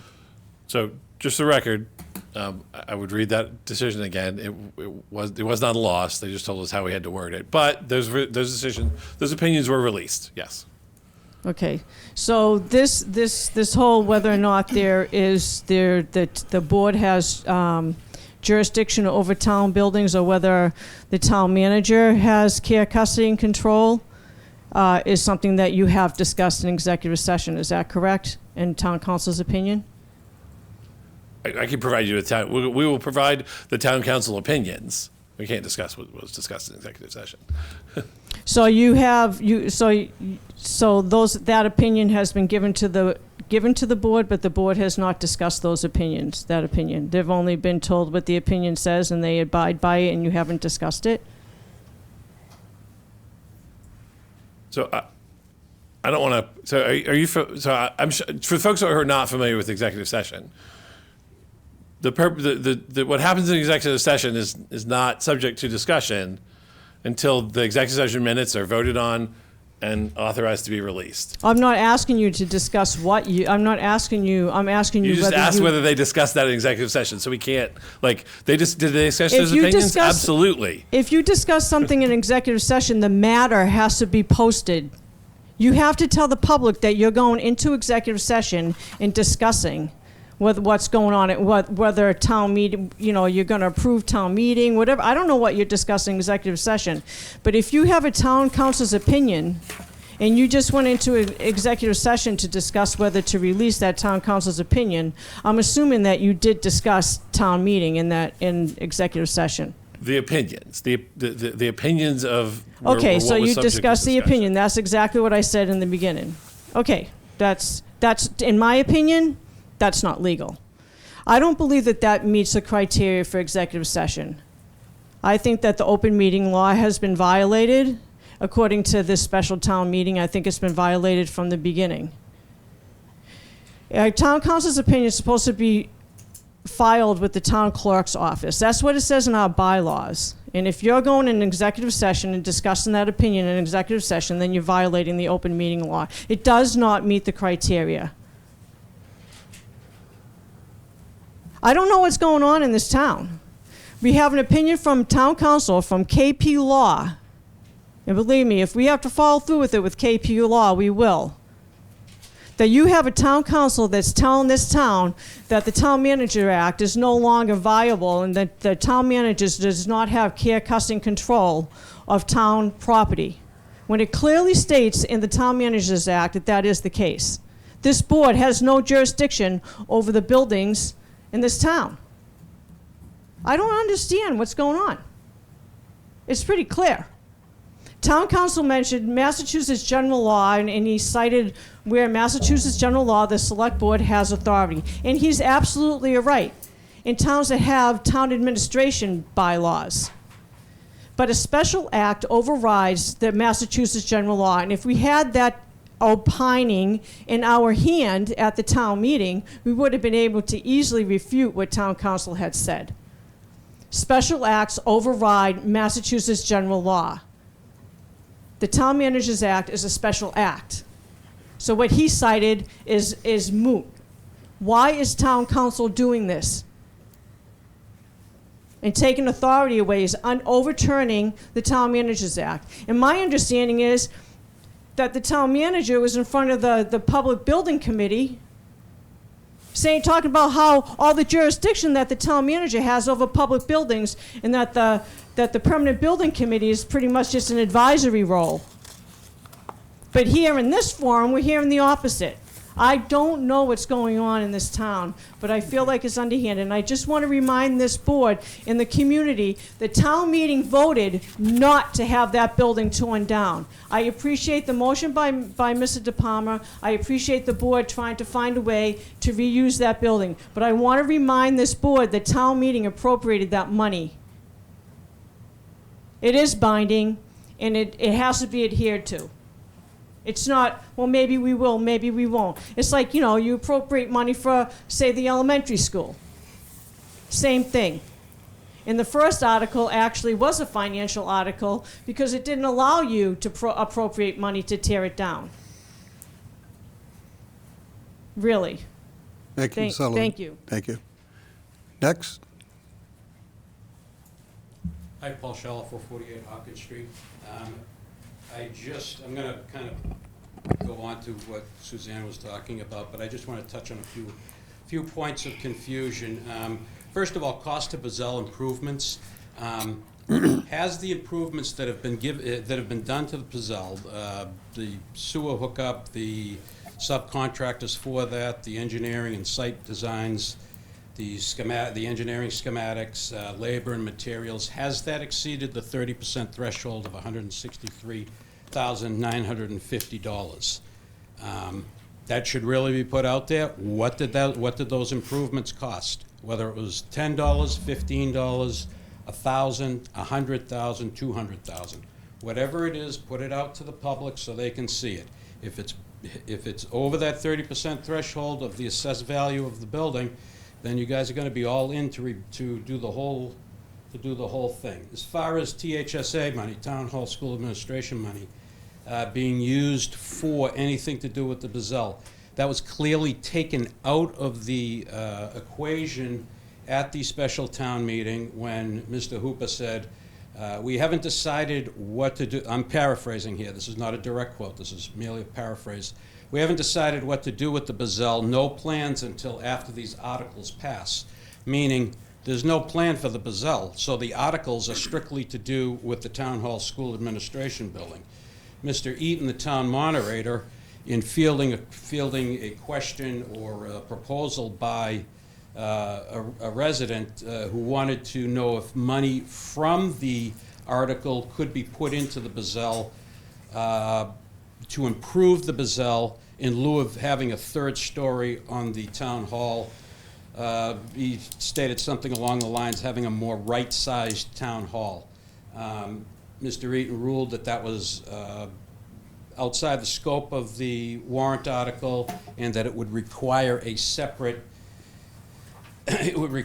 town meeting and a separate warrant article, a separate town meeting. The OPM, in communication with the town managers, also has stated emphatically that the money for the THSA is outside the Buzzell's outside that scope. Getting on to what Suzanne was talking about, in the PBC, the Permanent Building Committee opinion by the town council, he absolutely establishes exclusive control of public buildings. He assigns that solely to the town manager. It's a page and that's about a page and a quarter from Mr. Rich. It cites general laws, it cites the town charter, it cites case law, and that's exactly what was going on with that. On October, that meeting was on October 15th. Exclusive authority. The town manager's statements during that meeting bolster this opinion. This opinion bolsters what the town manager said during that meeting. By November 10th, at the last select board meeting, the town manager's role has been downplayed to having, and this is another paraphrase, having control over the maintenance of buildings. By the time the November 20th town meeting rolls around, the town manager is essentially out of the equation, and it's all on the select board. Now, 40, chapter 43, there are several written and implied notwithstanding clauses within it that really give a lot of pause to what the town council has been saying after this permanent building committee opinion that he gave. So there's been an essentially 180-degree turn from October 15th to November 20th as to who has control over public buildings. The town charter is clear. 43 is clear. It actually states, unless otherwise provided by law, the select board have control. Well, it is provided by law. Chapter 592 of the Acts of 1950 is a session law of the Commonwealth. And it provides for certain authority to the town manager. A great deal of authority, as 12F describes. Shalfor, if you could just wrap up, Time? please. Yeah, just wrap up. Okay, just publicly divulge all this stuff. Put it out there. All the decisions, all the case laws, or how you decide whether the money, where the money's coming from, how the money's spent, put it out to us, right here. Everybody out in TV land, everybody gets it. Thank you. Thank you, sir. Rob Fasulo, 28 Marjorie Road. I just want to follow something Paul just set up with. Chapter 40, Section 3 was created long before Mass General Law was codified in 1921. Our Town Manager Act was formed in 1950, so the 1950 law is going to render moot anything prior to it. But neither here nor there. I think this discussion is fairly interesting. When we walk into this town hall, I grew up here. I rode my bike here.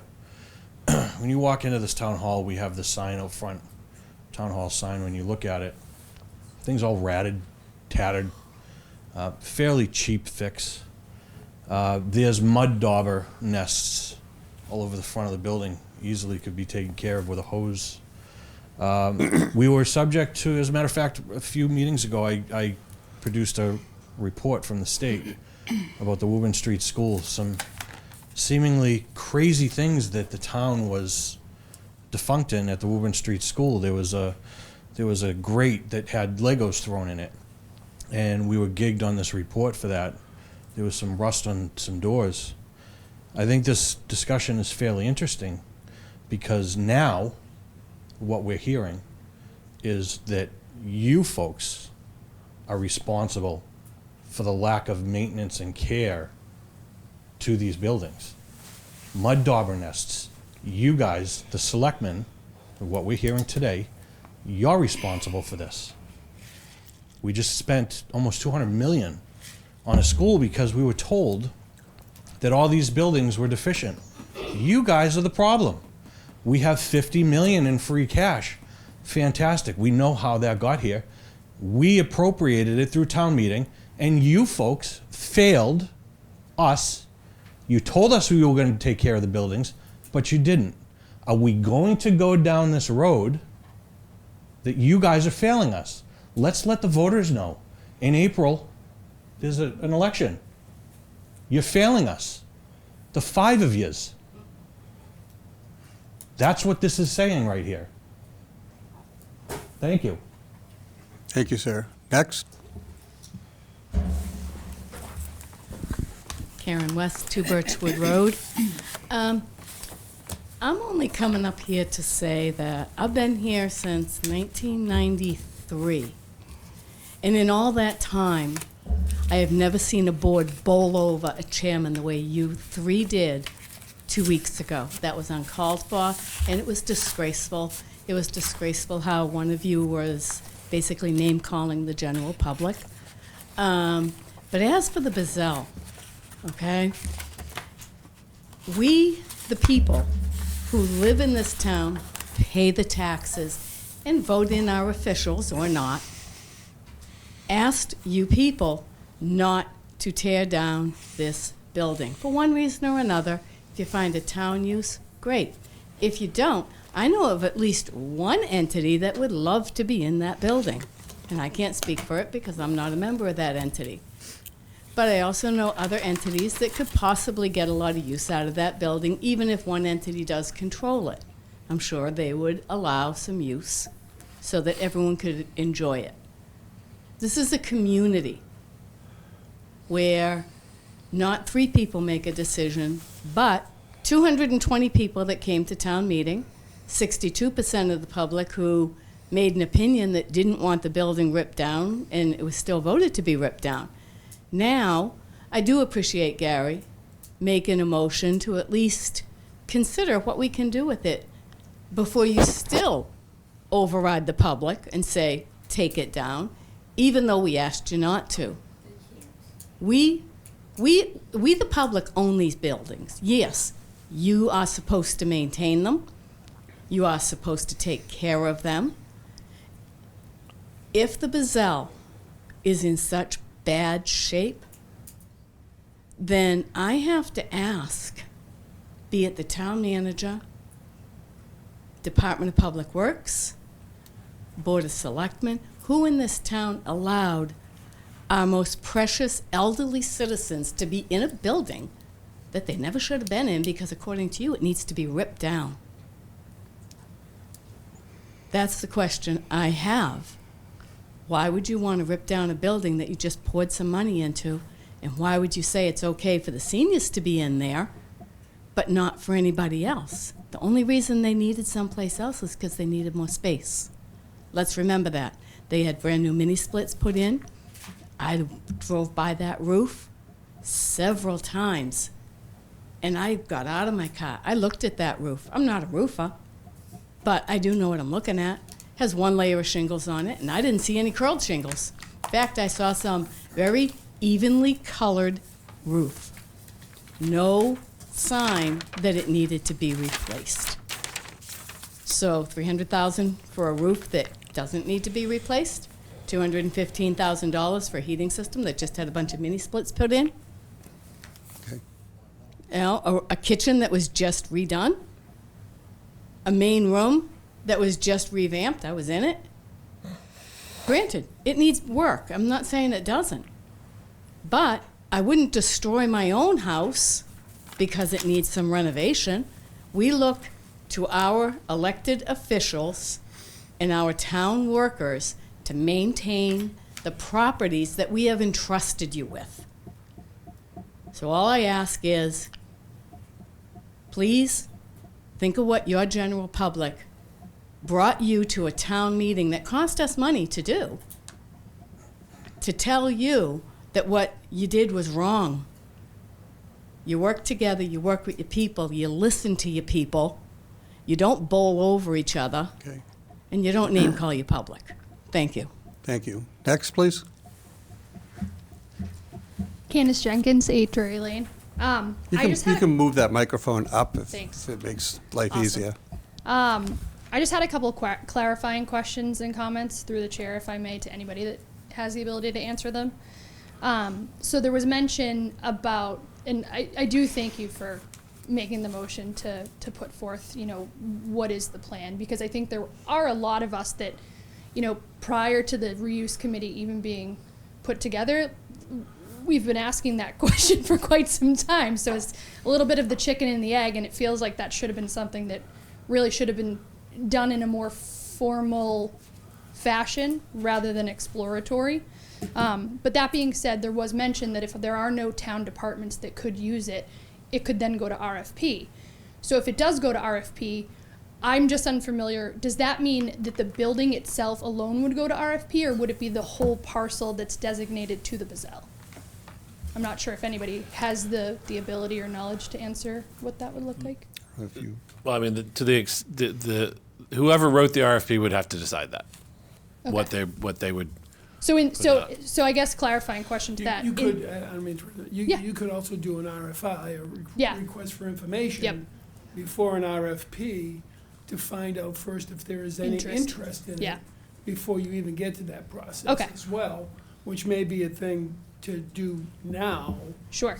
rather than to wait to do the RFP, so that when you're going through the process now to see if there are town departments who are interested, you could in turn send out an RFI Yep. to see if there's outside interest, and then follow with the RFP, Okay.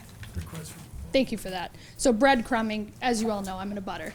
So my concern is if it does go to an RFP to an outside organization. I know there are some organizations outside of town use that would be great to get in there.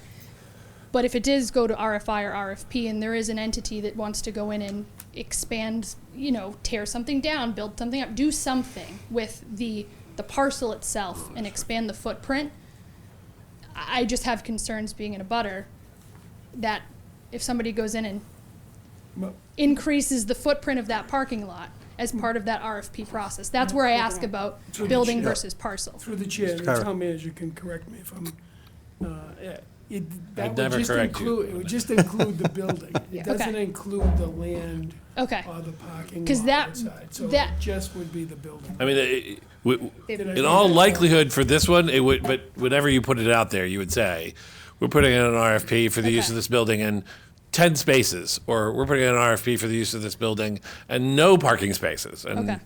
Thank you. So I would like to go on record making the recommendation that if it does get to that point, could we please keep it to just the building, if not building plus existing plot of spaces?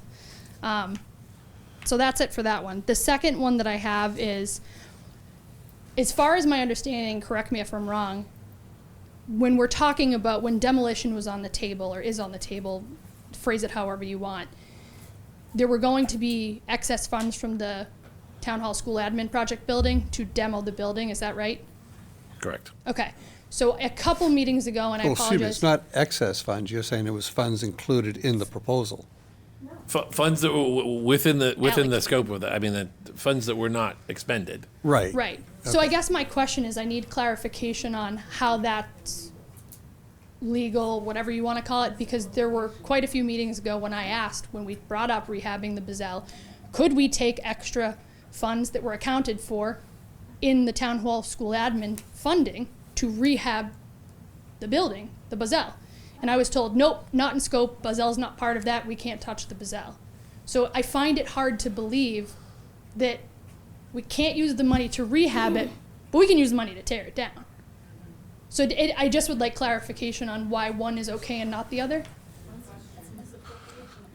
I don't know if you, I mean, I could I could answer the opinion of town council was that the demolition of an ancillary building on the site of the town school administration building, which that's all one site. There aren't two sites there. Yeah. It's one property, was part of site preparation. Okay. So then, down the 4th of July building also? yeah, So that was okay. that's the opinion of town council Okay. because that warrant article was broad with respect to site preparation. Yeah. And that the demolition of a building could be part of site prep. Okay. So then I would also like to go back to previous statements that I've you've referred got about to. a minute and a half, so. You got it. I'll make it quick. Thank you. I would also like to go back to being on record. We've been asking, even prior to breaking ground, what are the plans for the Buzzell? We were told it is, and I want to refute what I said at town meeting. I don't necessarily think it was all of you folks on the select board. It was the committee, the Town Hall School Admin Building Committee, when I was at those meetings, and they said, Buzzell's not on the table, that'll come at a later date, it's not part of this discussion. It is. It was. There were funds allocated for the demo of it. Well, from what I'm hearing is that it was, No. So or ancillary buildings. when the potential to demolish the building came up, when the question came up, I asked town council whether or not if there were funds remaining in the contingency of the town hall school administration building, would they be available for that demolition, or would they not? Because otherwise we would have to get an appropriation for it. I was just asking the question. He made the determination that within the scope of that warrant article was site preparations, which would include the demolition of that building. Okay. Last question then Okay, is. thank you. I would also. Yeah, just to wrap up, please. Yeah. Last question is if we would take it into consideration along with the plans, if possible, for potential reuse.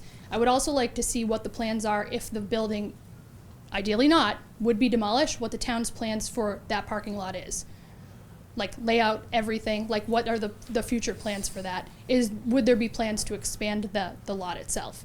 Because I apologize to you all, but I have no faith, and any assurances I've been given in the past have been stepped all over, so I would just like to go on record that I would like to see something like that as well. Thanks. Thank you. Motion to adjourn? Come on, Dad. I was going to compliment you at some point. Frank West Jr. to Burchard Road. First off, to both my parents to do Toys for Tots. They've been doing it for many, many years, so I just want to thank them for everything that they've done. They've been doing it since I was born, which is 27 years. So I just want to thank them first off. Second is, Mr. De Palma, I want to thank you for the motion to not do anything until we kind of hear back from what these prices are going to be and everything. Personally, I don't care if it takes 4 months, 6 months, however long it takes. I don't think that this needs to be a rushed decision. it was many times at town meeting that people were commenting on the prices and everything. I know someone said something revolving around $70,000 for roofing, which $300,000, correction. Which, I mean, I'm not a homeowner, but that does sound like a lot. I don't think anyone here would pay $300,000 to redo their house.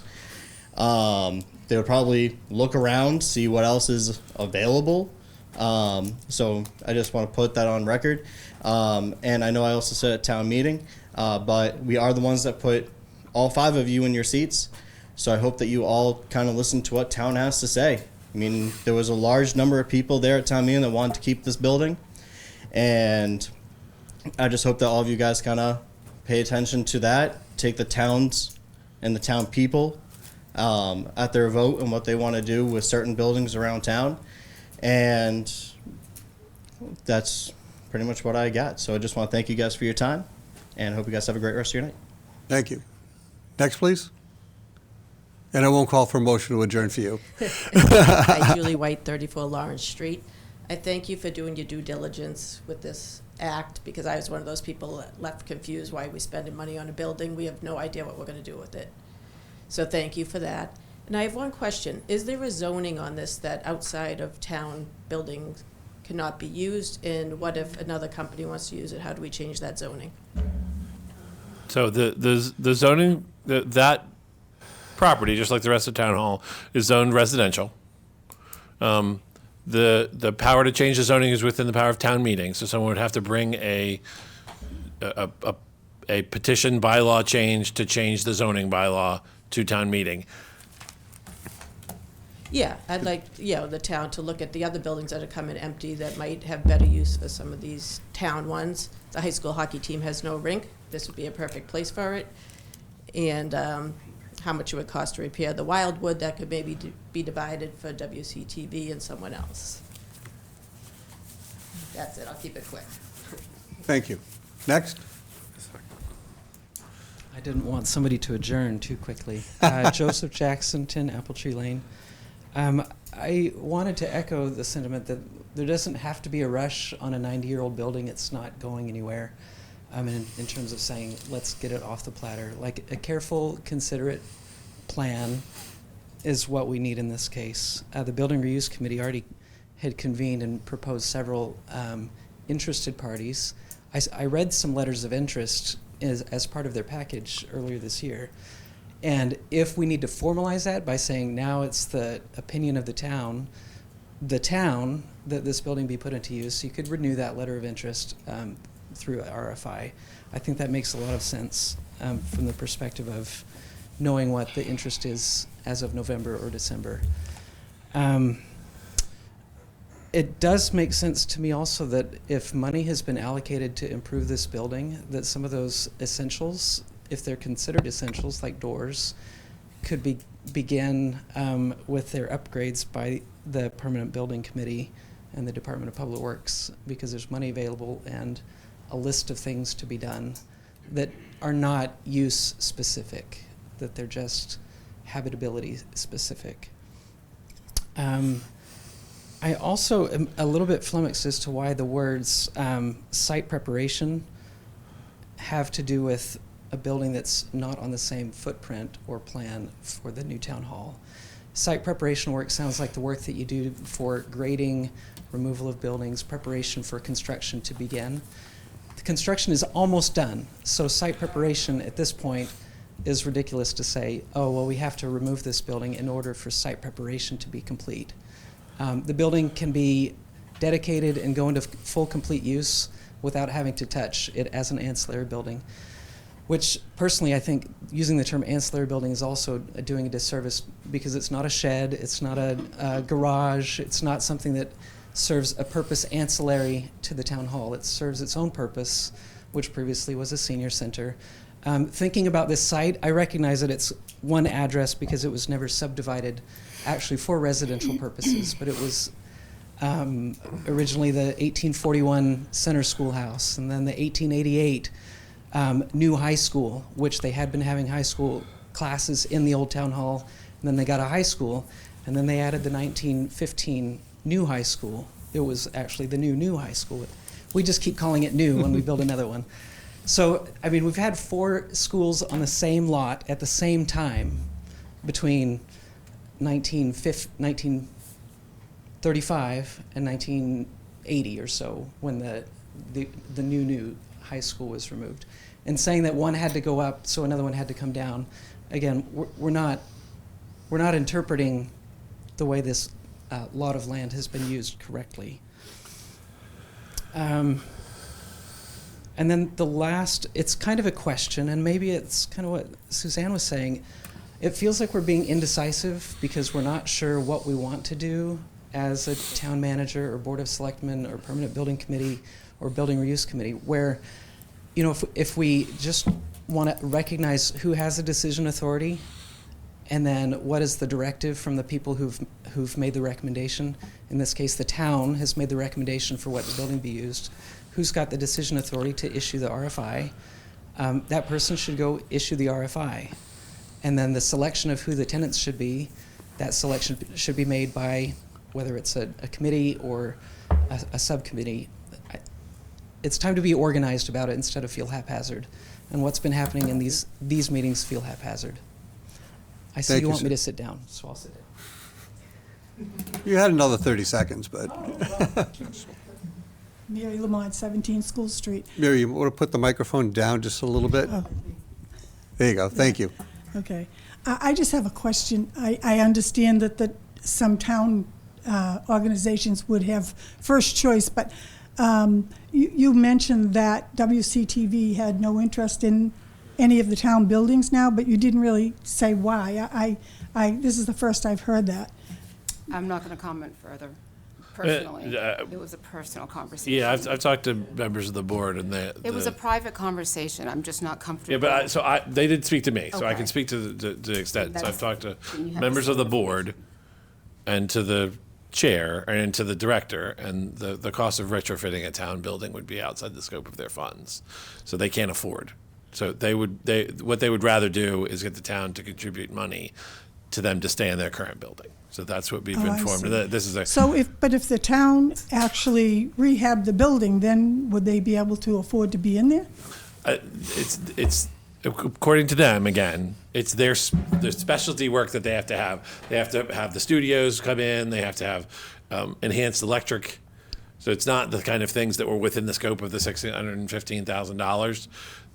They would need to bring their whole outfit from the whole studio, from their current space to the existing space. So was that their idea, to have the town contribute towards their rental of $80,000 a year, or was that the town suggesting that to them? No, that's their idea. I think they've chosen. My understanding, again, I'm not on their board, so all I know is from what I've spoken to Sam and to 2 members of their board, Okay. is that they are going to be choosing to ask the town for money to support them in their current location. They're not Okay. interested in a town All building right, thank you.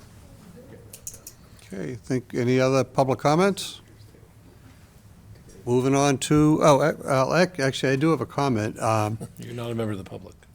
Let me go over there then, and just a question now, is the Buzzell weather tight? And I just want to make sure that, is there any measure of heat that would prevent the building from getting worse, like buckling of because it's got a big hardwood floors, and I know the hardwood floors were restored about 8 or 9 years ago, so I just want to make sure that, is there a way to prevent that from deteriorating from the inside worse? I can certainly check with public buildings about that.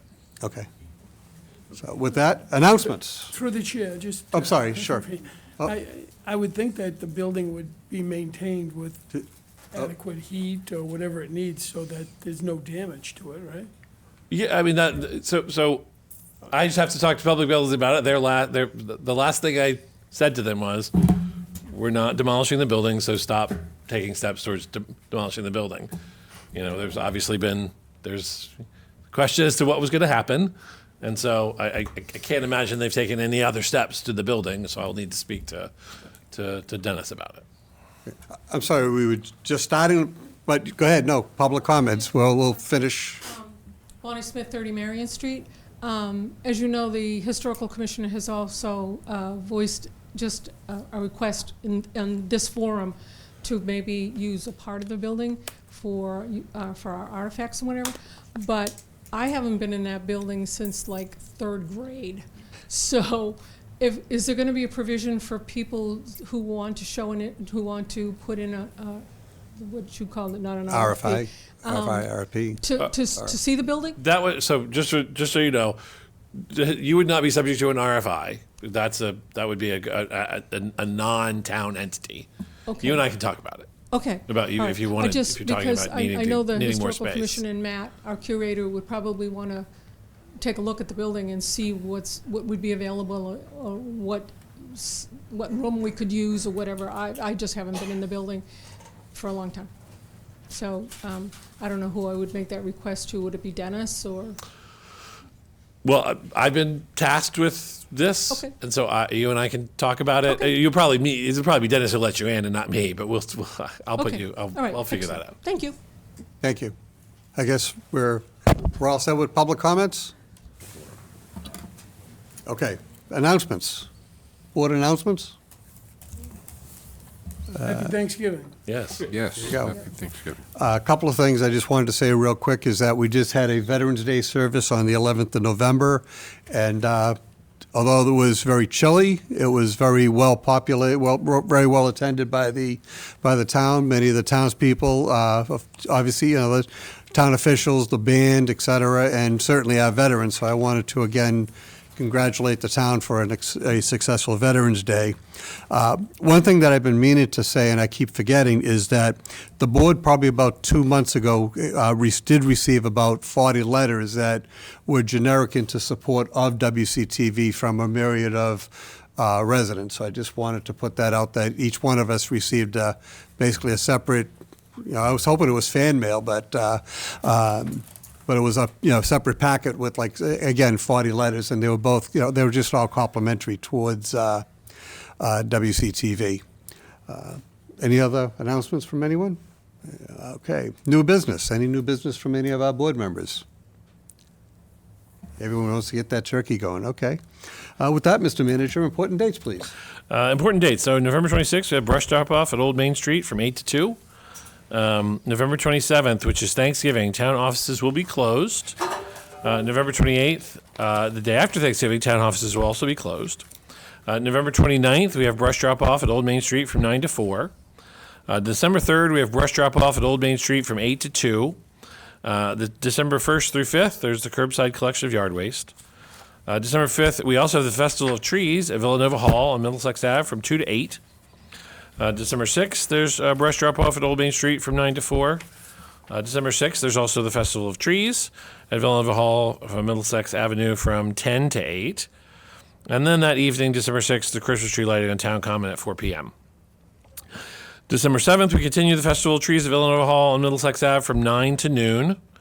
And also on December 7th, we're having the Santa Parade at 8 a.m.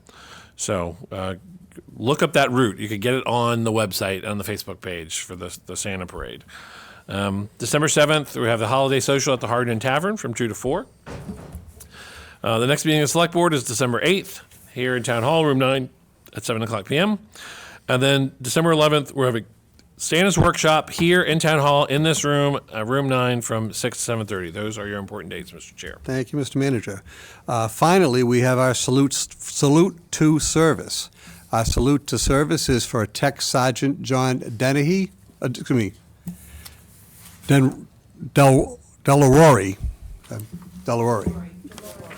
my apologies. Member of the United States Air Force, Security Forces, entered from Wilmington, Mass., 10/13/1995, National Guard, activated to active duty on 9/11/2001 until 4/15/2003. Participation in support of Operation Noble Eagle and Southern Watch.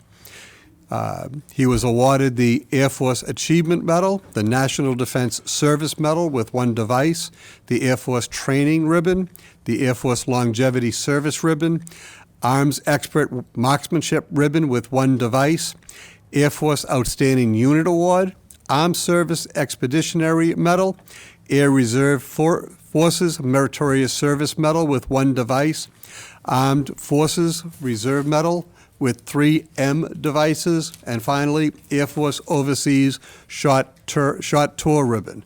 So we'd like to thank Mr. Delore for his service to our nation. With that, I'd like to take a motion to adjourn. So moved. Okay, second. Any discussion? All in favor? Thank you very much, and happy Thanksgiving to everybody.